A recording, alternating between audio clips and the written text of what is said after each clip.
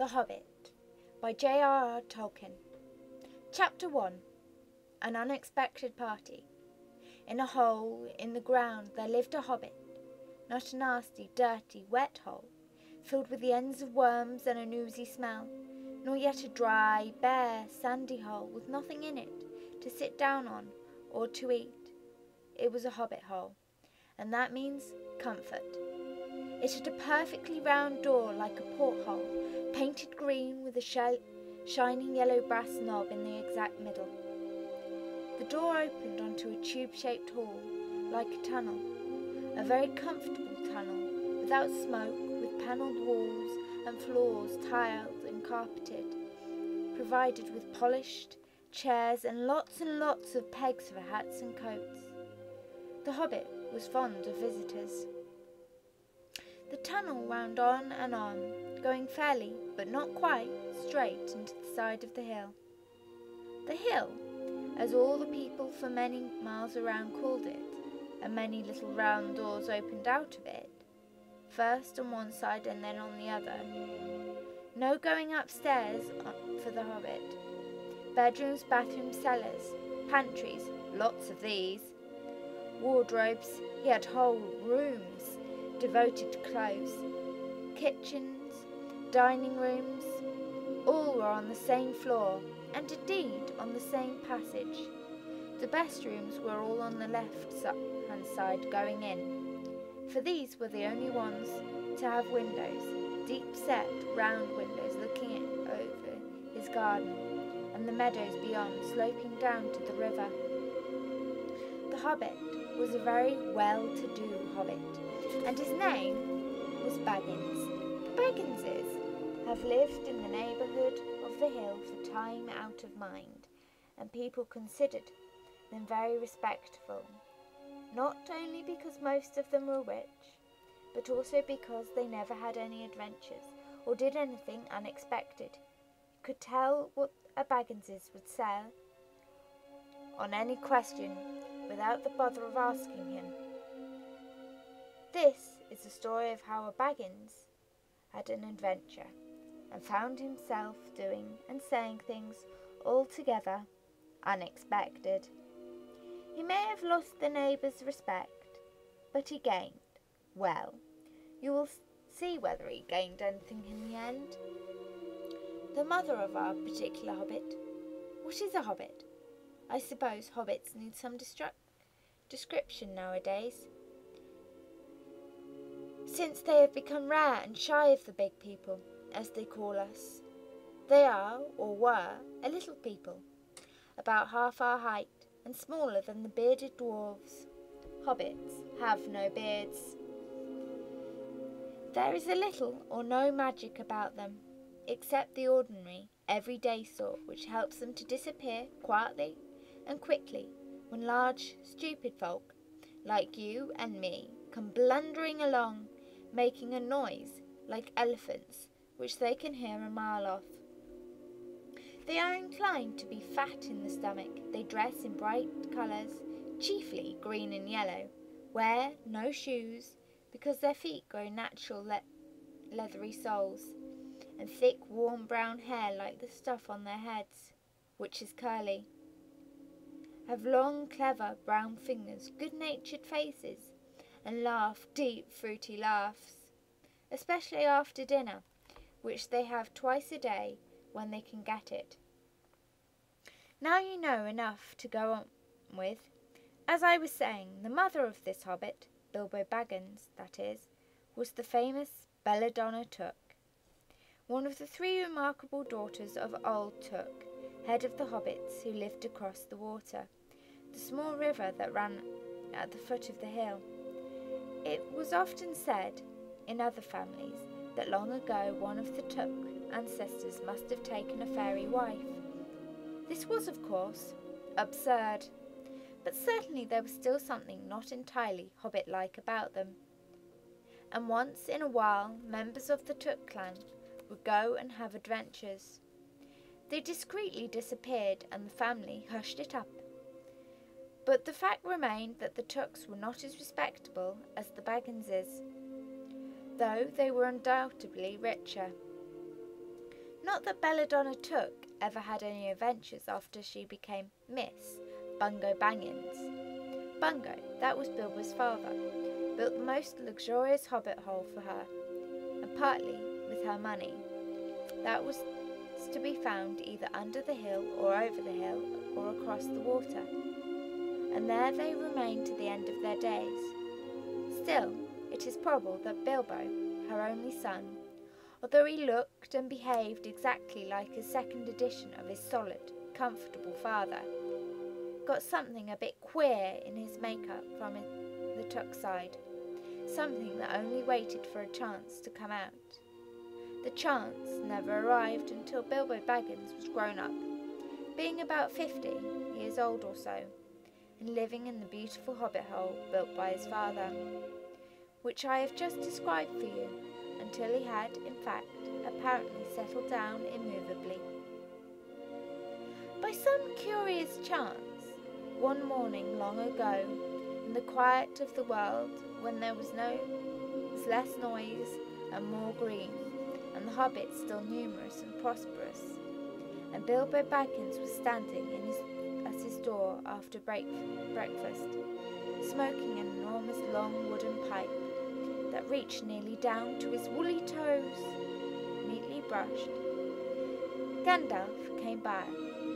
Gandalf, if you ever had heard only a quarter of what I have heard about him, and I have heard very little of all there is to hear, you would be prepared for any sort of remarkable tale. Tales and adventures sprouted up all over the place wherever he went, in the most extraordinary fashion. He had not been down that way, under the hill, for ages and ages, not since his friend, the old Tuck, died.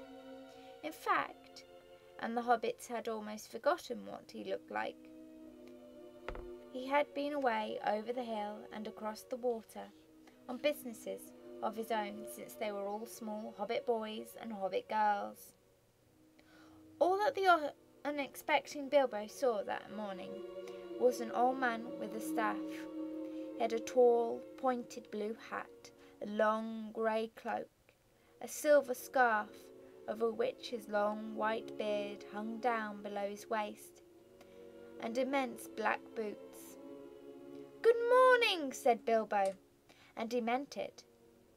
The sun was shining and the grass was very green, but Gandalf looked at him from under the long, bushy eyebrows that stuck out further than the brim of his shady hat. "What do you mean?" he said.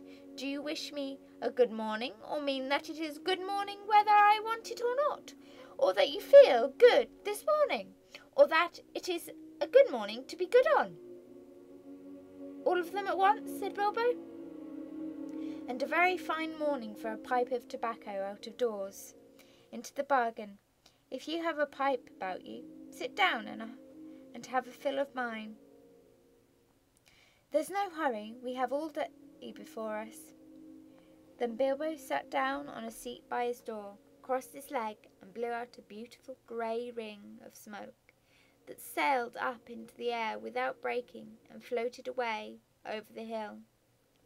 "Very pretty," said Gandalf, "but I have no time to blow smoke rings this morning. I am looking for someone to share an adventure that I am arranging, and it's very difficult to find anyone." "I should think so in these parts. We are plain quiet folk, and have no use for adventures, nasty, disturbing, uncomfortable things. Make you late for dinner." "I can't think what anybody sees in them," said our Bagginses, and stuck one thumb behind his braces, and blew out another, even bigger, smoke ring. Then he took out his morning letters and began to read, pretending to take no more notice of the old man. He had decided that he was not quite his sort and wanted him to go away, but the old man did not move.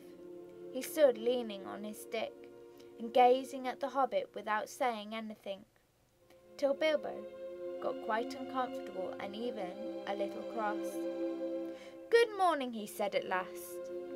"We don't want any adventures here, thank you.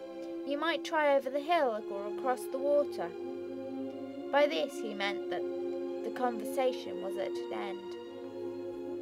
"What a lot of things you do to use good morning for," said Gandalf.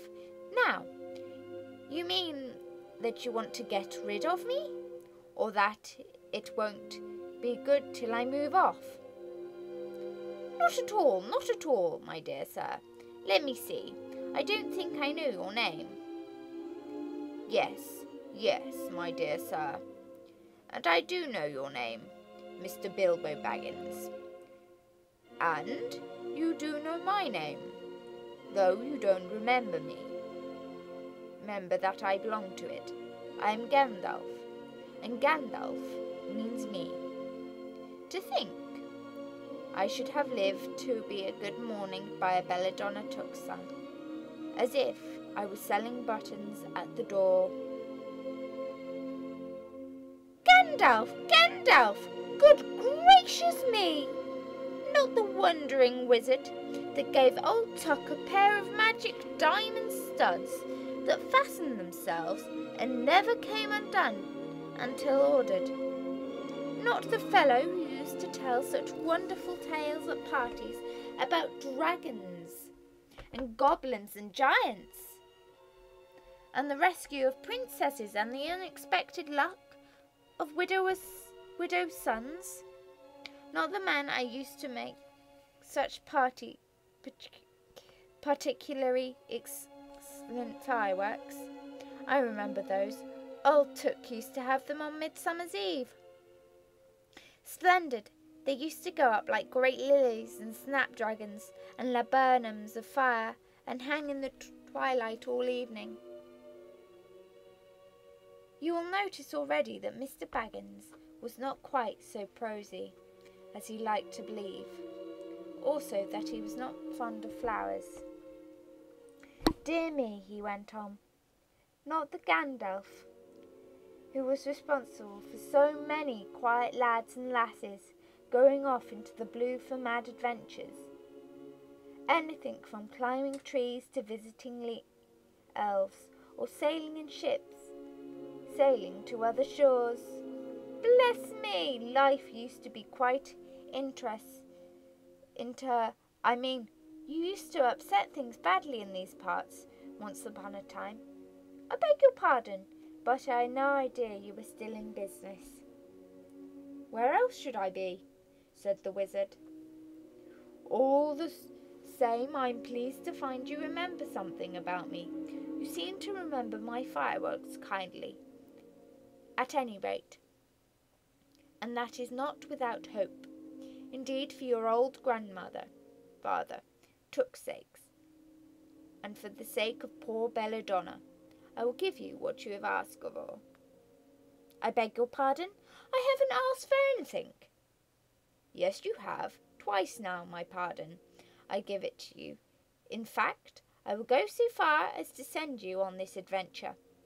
Very amusing for me, very good for you, and profitable too, very likely, if you ever want to get over it. Sorry, I don't want any adventures, thank you. Not today. Good morning. But please come to tea, any time you like. Why not tomorrow? Come tomorrow. Goodbye. With that, the hobbit turned and scuttled inside his round green door, and shut it as quickly as he dared. Not to seem rude, wizards, after all, are wizards. What on earth did I ask him for tea for? He said to himself as he went to the pantry. He had only just had breakfast, but he thought a cake or two and a drink of something would do him good after his fright. Gandalf, in the meantime, was still standing outside the door, and laughing long but quietly. After a while he stepped up, and with the spike of his staff scratched a queer sign on the hobbit's beautiful green door.